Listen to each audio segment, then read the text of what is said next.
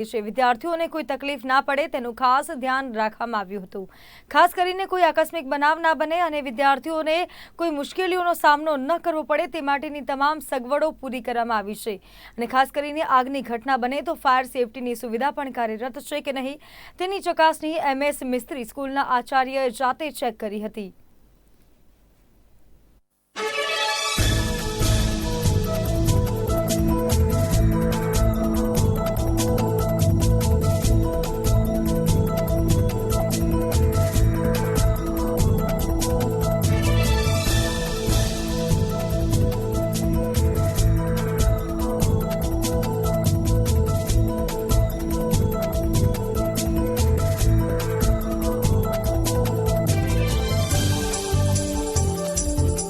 તારીખ 13ના રોજ નર્સરીથી ધોરણ 10 સુધીના બાળકોનું નવું સત્ર ચાલુ થયું છે।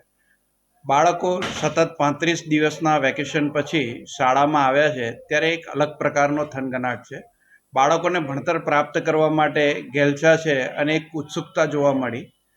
આ વર્ષે ખાસ શાળા દ્વારા બાળકોને કોઈ મુશ્કેલી ના પડે એ માટે તમામ સુવિધાઓ પહેલેથી જ ચેક કરી અને સુસજ્જ કરવામાં આવી છે।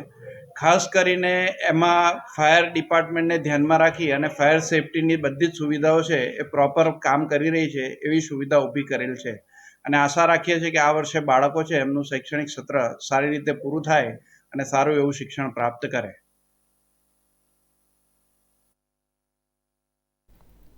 તો રાજ્યમાં આજથી વર્ષ 2024-25ના શૈક્ષણિક કાર્યનો શુભારંભ થયો છે।